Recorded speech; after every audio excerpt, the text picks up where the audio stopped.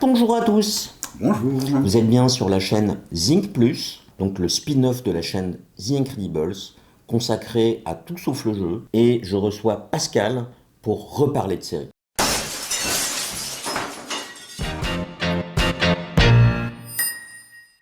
On va débattre, on va s'engueuler ce coup-ci. Enfin, pas s'engueuler, mais on va pas être d'accord. Donc, Pascal, première série. Moi, je voudrais vous parler d'une série dont la saison 3 va sortir ce mois-ci. C'est la saison 3 de Reacher. Police, don't move! Jack Reacher, past deceased, retired Army. Bronze Star, Silver Star, and a Purple Heart. What in God's name does a guy like that doing in Margrave? What's a guy like that doing in jail? Zip ties? Cuffs didn't fit him. You guys recycle. 7 bodies since you set foot in my town. I was arrested for murder. Now you want my help? I want you to do what I say. You just go wherever you want, whenever you want? Everyone's always jealous. I'm gonna uncover this whole operation and burn it to the ground. You boys knew what's about to happen to you. You'd leave now. Don't go getting yourself arrested for murder. Shooter was someone who knows firearms well. Lightning. Bullets were 95 grain, that's subsonic. This wasn't a first timer. These people are connected and stone cold killers. So be smart, don't break the law, and promise me you won't end up in another holding cell. No. Yeah, you got! Looking for payback? Payback, justice, vengeance. Yeah, you got! Looking for the whole gang. You're gonna kill a whole lot of people, aren't you? Already started. You're about to get your ass kicked. No, I'm just gonna break the hands of 3 drunk kids. There's 4 of us. One of you's gotta drive to the hospital.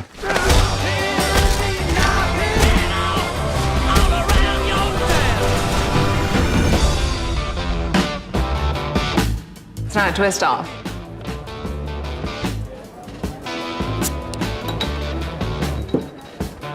Show off. Pour ceux qui connaissent le personnage de Jack Reacher, c'est le héros d'une série de romans de l'auteur britannique. Alors c'est marrant d'ailleurs, ça m'a surpris, j'ai vu que Lee Child était britannique. Je pensais qu'il était américain. Ouais, c'est puisque son très nom américain. c'est très américain. Ah, en fait, c'est une parodie. Je viens de comprendre. Ça y est. Ah bah donc en fait On va c'est pas si commencer. mal. C'est Ouais. pas si mal alors. On va Ok. commencer le fight. Donc, de l'auteur britannique Lee Childs, il a sorti le premier roman en 1996-97. Il en sort à peu près un par an, donc il a dû sortir une trentaine de romans de ce personnage, voilà, Jack Reacher.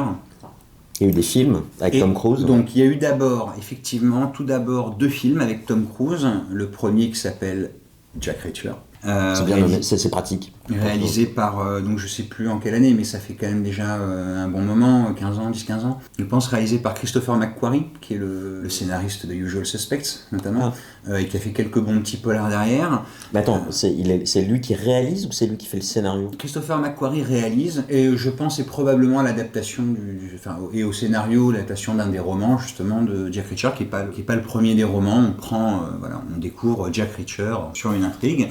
Il y a eu un deuxième film, Jack Reacher, Never Go Back. Never Go Back. Et ça tombe bien. C'est bien nommé. Tom Cruise n'y est jamais revenu d'ailleurs. Mais voilà, et donc chacun de ces films présente Jack Reacher, ancien investigateur spécial de la police militaire américaine, qui a quitté l'armée, qui depuis quelques années en fait vit dans le dénuement le plus total, parcourt les routes, c'est une espèce de hobo en fait. Un hobo, ça veut dire quoi? Un hobo, c'est un vagabond. Aux États-Unis, le gars qui vit sur la hobo, c'est un Hobo. Donc voilà, qui n'a pour seule possession que sa carte bleue sur laquelle de temps en temps il tire un peu d'argent pour sa pension de l'armée. Il se brosse les dents, non? Et sa brosse à dents.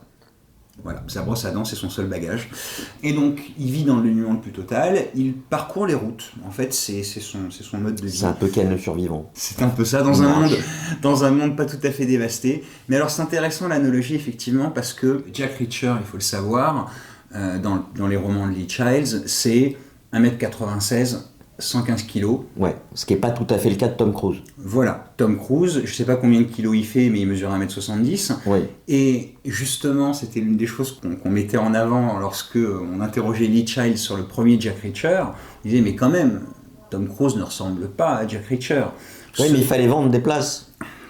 Ce à quoi Lee Child répondait que le plus important, c'était, lorsque Reacher rentre dans une pièce, c'est la présence qu'il dégage. Et Tom Cruise, en serrant un peu les mâchoires, en plissant les yeux, n'est pas totalement convaincant quand même, mais en impose un peu. On aime ou on n'aime pas Tom Cruise, mais à partir du moment où il commence à jouer des points, on voit qu'il est sérieux, que ça rigole pas, que c'est un candidat sérieux. Oui, enfin, il faut qu'il se batte pour commencer à impressionner, parce que... Il n'est pas très impressionnant quand il rentre dans une pièce, on est d'accord, il a beau serrer les mâchoires, c'est pas Jack Reacher. Quand on demandait à Lee Child, avant les films, ce qu'il avait en tête pour Jack Reacher, il citait un joueur, un joueur anglais de rugby. Donc voilà, 1m96, 115 kg, le gars taillé en V, pas un poil de graisse. Donc la série, la première saison est sortie il y a 2 ans, la deuxième saison est sortie l'année dernière.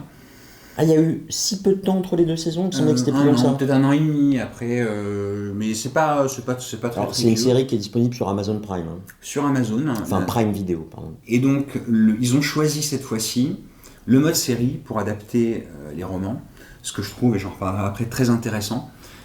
Beaucoup plus intéressant que les films. Donc les 2 films, pour clore là-dessus, ça reste 2 bons films je dirais, d'action, espionnage, enquête, avec... Alors, on aime ou on n'aime pas. Alors là, c'est pas des chefs-d'œuvre, parce que justement, je dirais, le personnage de Reacher est pas totalement respecté, tant sur l'aspect physique que sur sa moralité. On est déjà beaucoup de débats avec Joël là-dessus. Voilà, parce que pour moi, en fait, le premier film, et je dis ça du premier, mais pas forcément du second, parce que je crois que c'est toi qui m'as convaincu de... Enfin, c'est suite à la discussion qu'on a eue, où j'ai quand même regardé le second, et qui n'est pas du tout le même esprit. J'ai trouvé que le premier était vomitif, en fait. Je vais jusque-là. Non pas... voilà, c'est un film d'action classique, mais en fait... vous avez devant vous quelqu'un qui prône la justice auto-réalisée, c'est Judge Dredd. C'est I am the law, je m'en fous de la loi des États-Unis, je vais faire appliquer ma loi, je suis le justicier, le juge, le bourreau, et je n'ai même pas, parce qu'il est enquêteur, il enquête sur quelque chose qui ne le concerne pas directement, c'est-à-dire que demain vous m'annoncez que ma mère ou ma sœur sont tuées, etc. Je vais vouloir me venger. Je vais potentiellement bander mes petits bras, mes muscles, et aller frapper, voire tuer le tueur. Je vais avoir, auprès d'un jury, peut-être des circonstances atténuantes de la vengeance. Là, c'est quelqu'un qui, de manière froide et méthodique, de manière totalement dépassionnée, va aller tuer quelqu'un, parce qu'il considère que le gars ne mérite pas de vivre. Le tout, parce que on peut citer pas mal de films ou de séries américaines avec une absence totale de second degré d'humour. Donc ça, et je trouve que, on est quand même, c'est un film américain, il y a des tueries et des massacres de manière régulière aux États-Unis, de fous qui débarquent dans des écoles et mitraillent tout le monde. Est-ce que c'est vraiment quelque chose dont ils ont besoin? J'ai l'impression qu'on balance de l'essence sur le feu, quoi. Alors c'est un débat effectivement qui est très... pas qui est complexe, pour en emmener loin. Moi, on va pas tout rouvrir là-dessus sur effectivement tout. Est-ce que les redresseurs de tort sont justifiés dans leurs actions? Jusqu'où ils ont le droit d'aller pour, je dirais que la chose juste soit faite, qui ne soit pas forcément la chose légale, et qui peut-être effectivement fait du tort par ailleurs. Est-ce que le bien de tous passe avant le bien individuel? Est-ce qu'il faut être prêt à toutes les extrémités est-ce qu'il faut savoir en sacrifier certains pour sauver le plus grand nombre? Des questions morales. Je dirais juste, dans ce cadre-là, moi je vous laisse vous faire votre avis, effectivement. On serait ravis d'en débattre et d'avoir vos avis là-dessus. Le film Jack Reacher, effectivement, ne se termine pas comme se termine le roman, il faut le savoir. Je dirais Tom Cruise prend une décision à la fin qui est un peu extrême, un peu, que même moi j'ai du mal à lui pardonner, alors que c'est le héros, mais il y a des zones de gris évidemment, mais c'est noir. Hein. Et ça m'a un petit peu choqué. J'avais du mal à défendre cette position-là, sachant que il va, supprimer quelqu'un qui, s'il ne le fait pas, va continuer à faire du mal. Mais non, s'il ne le fait pas, va aller en prison. Non, pas forcément. Mais et aller en prison, se faire sortir de prison avec des avocats, des choses comme ça. C'est peine de l'argent, mort. Je considère que le gars mérite la peine de mort et je le tue. Oui, mais dans un système qui n'est pas forcé, qui est parfois corrompu, qui est parfois tordable. Oh, oui, vous voyez quoi, la battu longtemps, on n'est toujours pas d'accord. Faites-vous votre idée. Toujours est-il que dans le livre ne se termine pas comme ça. Donc le héros de Lee Child, Jack Reacher, va effectivement, donc la personne qui tue dans le film, il va la remettre à la police dans le livre. Alors Jack Reacher, c'est un redresseur de tort. Et là où la fin du premier film avec Tom Cruise me gêne, c'est que Jack Reacher va toujours apporter une réponse graduée à la menace qu'il y a en face. C'est-à-dire que s'il a en face de lui un tueur, il peut être amené à le tuer. S'il a en face de lui des petits voyous, il va leur faire mal, mais leur faire comprendre qu'il ne faut pas qu'ils reviennent. Il va pas tuer quelqu'un pour avoir piqué le porte-monnaie d'une petite vieille, et à l'inverse, il va pas laisser partir quelqu'un qui est un tueur et il sait que s'il laisse partir pour un petit arrangement, il ne négocie pas avec la morale. Ah bah ça va alors. Mais je dis pas que ça va. C'est le personnage, et globalement, dans la série en tout cas, il fait des choses qui, dans l'absolu, sont condamnables et il le fait quand même pour le bien commun. Je dis pas que c'est excusable. Le nom de l'acteur, c'est Alan Ritchson. Oui, qui jouait dans des séries DC Comics. Il a joué, Hawkman, je sais plus, ou le gros baraquet qui n'avait pas forcément de super pouvoir mais qui était très fort. Et donc, alors le casting. Alan Ritchson, 1m95, qui fait bien ses 120 kilos. Alors, c'est intéressant parce que dans la description qui est faite de Reacher, effectivement, dans les bouquins, il a naturellement pas de gras, en fait. No body fat. Donc, il est taillé comme un bodybuilder sans faire d'effort. C'est pas juste. Et quand il rentre dans une pièce, effectivement, c'est l'armoire à glace. Tous les regards se tournent vers lui. Il fait pas d'histoire, il est juste là. Lui, il n'est que de passage en général. Mais comme dans tous ces héros qui arrivent quelque part, Kung Fu, le petit scarabée, il va y avoir des problèmes. J'ai l'impression que les problèmes les suivent. D'ailleurs, c'est l'une des tirades dans Reacher. Donc voilà, il arrive quelque part, soit pour mener une enquête, soit simplement par hasard. Il va voir quelque chose qu'il estime ne pas être juste, et malgré lui, il va intervenir.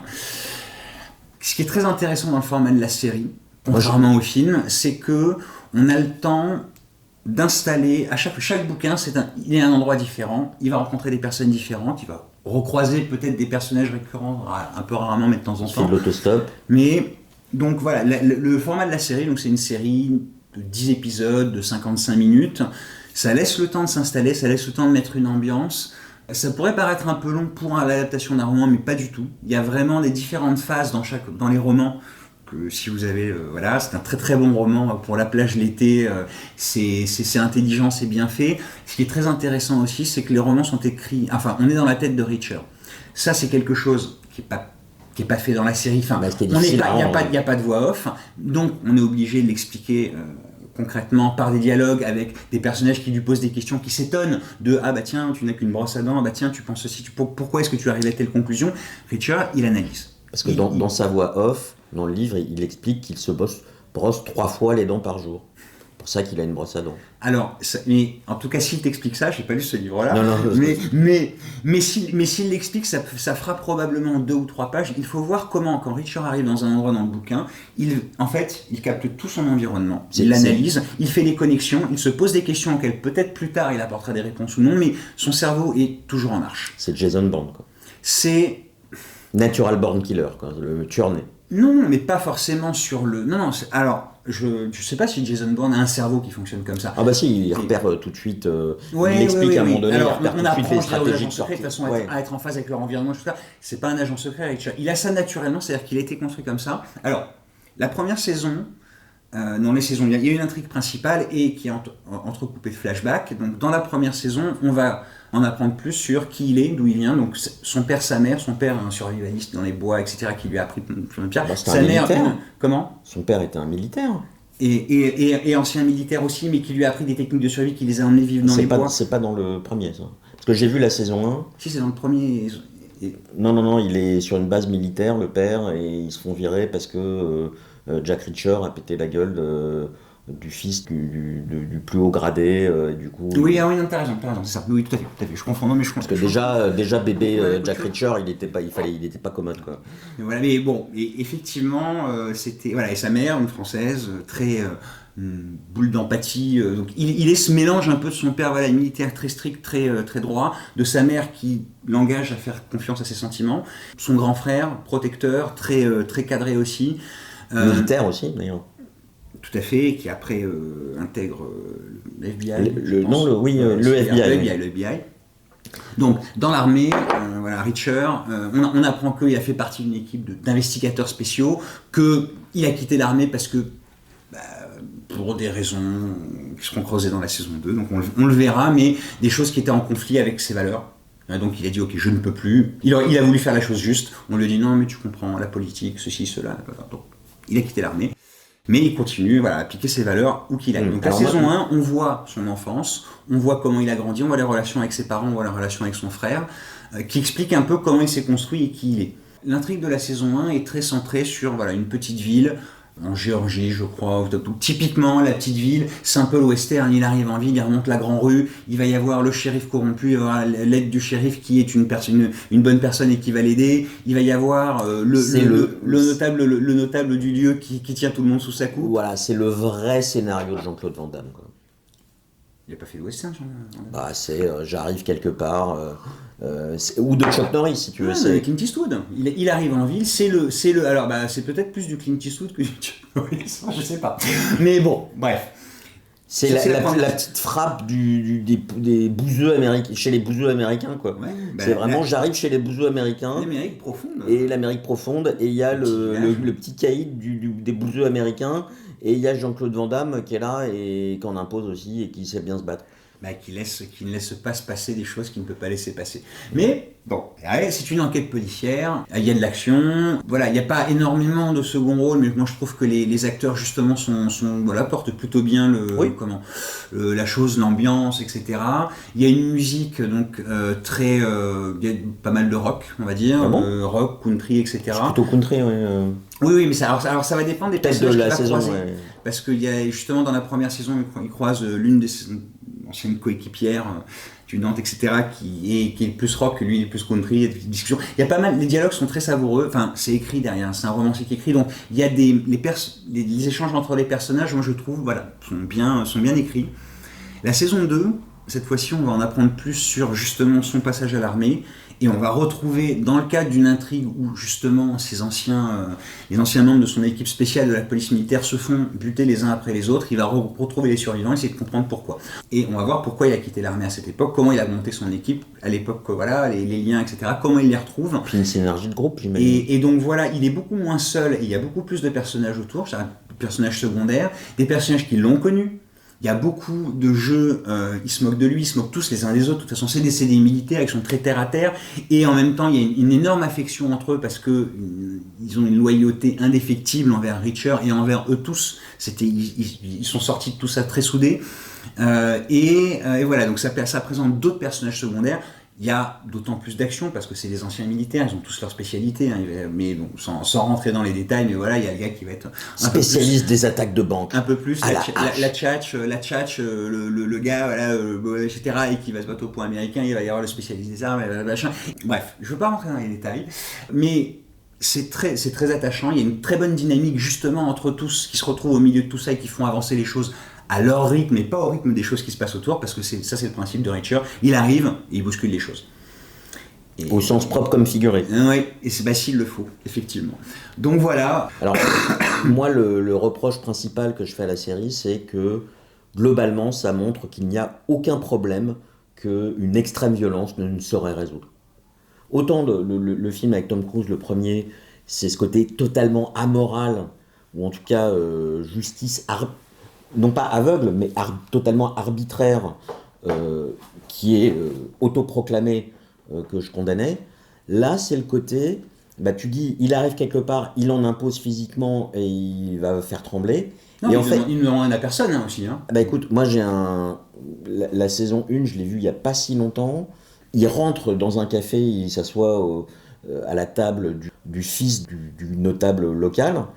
Je sais pas, à un moment donné, le fils un peu menace en disant « Regarde mon ami, il est champion de l'équipe de foot ». Et lui, il répond « J'ai fait du foot qu'une seule journée ». Et l'autre lui dit « Ah bon, pourquoi tu t'es fait virer ?» Et il répond, en le regardant dans les yeux « Oui, j'étais trop violent ». Et en fait, il va essayer d'intimider en disant ça. Et pour moi, c'était la réplique archétype, symptomatique du personnage, qui est ok, il a un esprit analytique, il explique ses raisonnements, etc.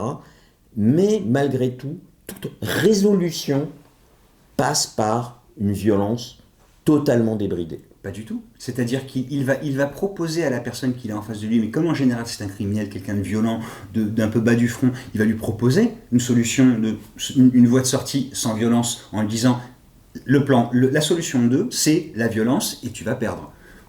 Malheureusement, les gens qu'il a en face de lui se pensent plus forts que lui, pensent être plus malins, et se disent ça va. Et puis au bout d'un moment, ils vont comprendre qu'effectivement, ils ont affaire pas juste à un gars qui passe par là, qui est un vagabond un peu costaud, mais il a un cerveau, qu'il a de l'expérience militaire, ils vont s'en mordre les doigts. Alors, cette scène-là, il commence à balancer des nions avant que l'autre refuse une solution alternative. L'autre, c'est un sacré con quand même, qui parle mal à la serveuse, qui la brutalise un peu, il serait pas intervenu s'il se passe rien. S'il ne se passe rien, qu'il n'y a pas de tort à redresser, il va passer son chemin. Oui, mais si tu veux, le tort à redresser passe par je mesure 1m96 et je vais t'en coller plein la gueule. Et on en revient à... Il y a plein de séries sur le principe d'enquête, en passant en premier par Sherlock Holmes, Sherlock, où finalement les choses se résolvent sans que ça se termine en pugilat où le gars va écraser l'autre sous des points qui sont comme des maillets, quoi. Donc on parle pas du Sherlock Holmes où il fait du kung-fu. Non, je parle de la série Sherlock avec... Oui, d'accord, mais toujours est-il que Sherlock Holmes, on a mis... Il est champion de boxe. C'est intéressant parce que... Et c'est exactement ce que fait Reacher, en fait, quand il y a le cerveau analytique de Sherlock Holmes qui prévoit déjà la situation, le combat... Celui de Guy Ritchie. Oui, les 20 phases du combat avant, et ça... C'est le cerveau de Sherlock Holmes, c'est-à-dire qu'il planifie tout dans son cerveau, toutes les connexions, etc. Et ensuite, la chose se déroule. Reacher, c'est pareil. Il y a notamment, dans un des romans, il y a 3 pages de description en fait, il ouvre la porte, et la personne qui est derrière la porte, c'est un gars il voit qu'il a un pistolet le long de la jambe. Il va y avoir 3 pages d'analyse avant qu'il fasse le premier pas. En fait, en arrière, et juste un pas, et pas pousser la porte, parce qu'il sait que le gars a un pistolet, mais un pistolet dans un hôtel, ça fait du bruit, et donc le gars ne va pas prendre le risque de tirer à travers la porte. Par contre, du coup, si je m'avance, je risque de prendre une balle, et donc je vais faire juste un pas de côté, et lorsqu'il va s'avancer, je vais lui repousser la porte, et donc tout ça... Oui, mais ça, c'est le livre. Et ensuite... Là, moi, je suis devant la série... Non, mais c'est la même chose, parce que tu parlais de Sherlock Holmes, et Guy Ritchie, j'aime pas beaucoup ce qu'il fait de Sherlock Holmes, c'est trop pop, mais dans l'analyse d'une situation, et dans justement, je vois très bien, tu vois, cette scène... Oui, mais tu ne vois pas ça dans Reacher. Tu vois ça sur ces analyses. Alors, tu ne le vois pas à chaque fois, tu le vois mais pas sur la... Tu le vois un peu sur l'enquête quand justement les personnages secondaires, les faire valoir comme tu veux, lui posent des questions en disant comment est-ce que tu en arrives à cette conclusion. Et c'est dommage parce que ça fait un grand intérêt des romans aussi, c'est voir son mode de pensée et tu te rends compte qu'effectivement, lorsqu'il arrive dans une situation, il a déjà analysé 95% des facteurs et des solutions possibles de sortie, violentes ou pas violentes, mais il a déjà planifié, cartographié. Mais en tout cas, tu vois, moi, le personnage, quand il raconte tout ça, ses méthodes de raisonnement, j'ai l'impression d'entendre une IA qui parle, mais sur même l'intonation. C'est-à-dire qu'il il est très analytique. Il est très analytique, bien sûr. Mais il est très froid, et en fait, je ne m'attache pas au personnage. Alors, il est froid, mais il n'est pas sans empathie. Tout au contraire. Justement, il est le produit de ses 2 parents, et sa mère est une pure empathe, il n'est pas canalisateur, il perçoit aussi justement les émotions des gens, l'ambiance. Est-ce que les gens ont peur? Il perçoit, mais il n'en montre pas beaucoup. Non, mais alors de ce côté-là, c'est un handicapé, il le sait lui-même, et dans la saison 2, tous ses camarades se foutent de sa gueule à cause de ça, parce que justement, en lui disant, voilà, il est incapable d'avoir une relation, de s'impliquer, tu vois, émotionnellement, de fait, mais il est bon. Je trouve que le personnage est assez antipathique. Je vais suivre ses enquêtes. Globalement, moi je te dis, la saison 1 m'a fait penser en termes de scénario, même si c'est un peu plus large que prévu en termes de scope, à un Jean-Claude Van Damme, quoi. Mais J'ai du mal avec ça. Je n'ai pas embrayé sur la deuxième saison parce qu'il n'y a pas grand-chose qui me fait adhérer au personnage, ni sur le fond, ni sur la forme.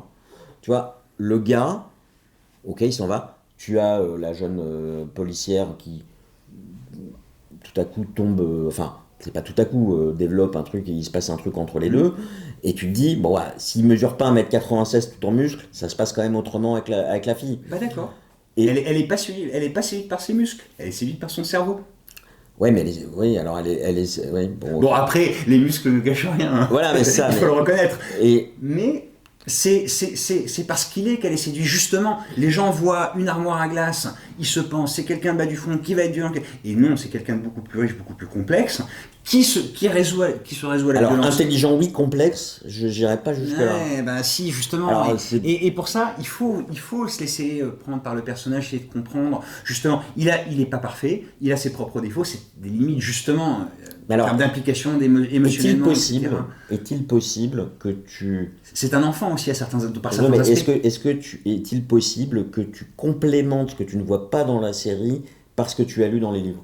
Alors, les livres m'ont donné effectivement un complément, on est d'accord, pour mieux comprendre le personnage et justement voir ce qu'on ne montre pas à l'image de la complexité du personnage. Maintenant, je trouve que dans la série, justement, c'est plutôt bien fait. La présentation du personnage, l'exposition, le fait de faire rentrer dans son monde et de comprendre ses motivations, d'où il vient, où il va, qui il a rencontré, pourquoi il en est là, c'est bien fait. Ils ont réussi dans la deuxième saison à mettre des personnages récurrents de la première, ce qui n'est pas évident, parce qu'il n'y a quand même pas beaucoup de personnages. Puis il faut pas trop s'attacher. Hein. Non, mais... Et alors il faut quand même préciser que dans la saison 1, c'est pas totalement mauvais parce qu'il y a Christine Krug. Mais oui, c'est vrai. C'est vrai. C'est l'ex-femme de ma vie. Il y a Christine Krug qui jouait Lana Lang dans Smallville, un autre chef-d'œuvre probablement qu'on traitera sur cette chaîne. Mais et ce qui est étonnant, c'est qu'elle n'a pas changé du tout physiquement. Toujours aussi belle. Elle joue mieux quand même, non? Non. Non, faut pas déconner. Ouais, je trouve que Bah, elle joue pas en beaucoup. tout cas, elle est crédible. Ouais. Elle joue pas beaucoup. Bon, elle a peut-être 14 répliques dans la série. Un rôle, elle revient pas mal dans la saison 1. Elle a plusieurs fois avec ça. Ouais, Sarah, le mari. elle a au moins 4-5 fois 3 minutes. Bon, c'est pas la toute principale de la série, pas mais du tout. vous aurez plaisir à la retrouver. Voilà. Quelque chose pour conclure? C'est comme un roman que vous emmenez sur la plage en vacances, vous le posez et puis vous remontez de la plage, vous le rouvrez le soir dans le lit, voilà, et puis jusqu'à ce que ce soit fini. Et j'ai une question pour toi.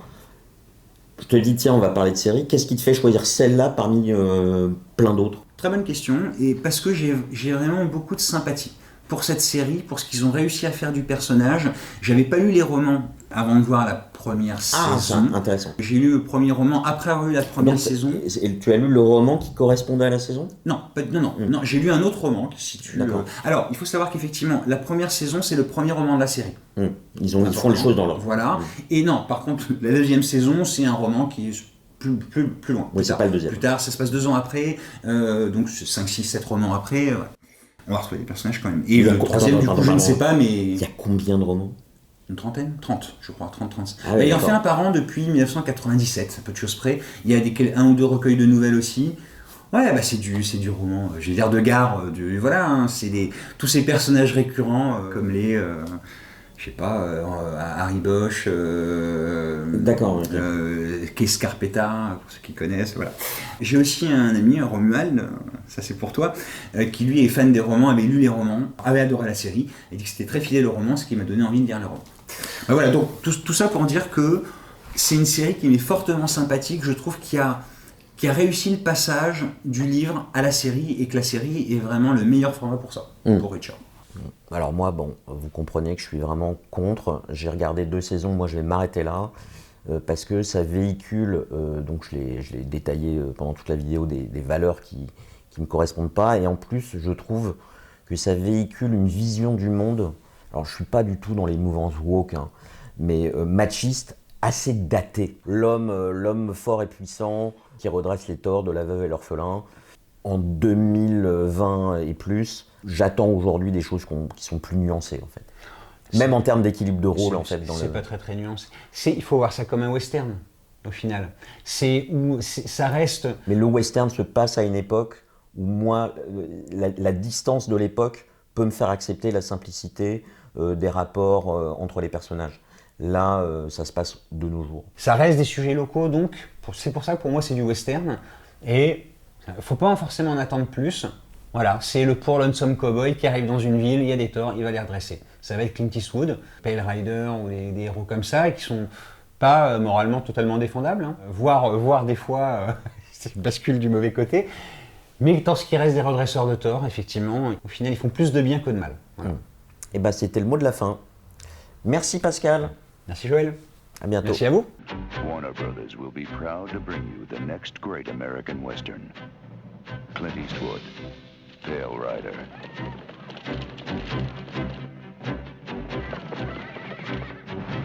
They came out of the mountains to ravage and rape a small mining village. Suddenly, a stranger appeared, and hell followed with him.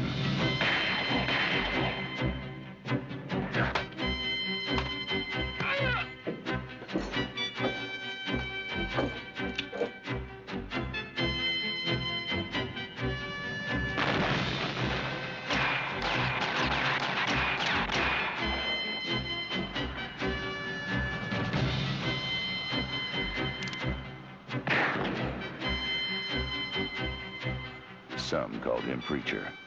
Others called him gunfighter. Clint Eastwood, Pale Rider.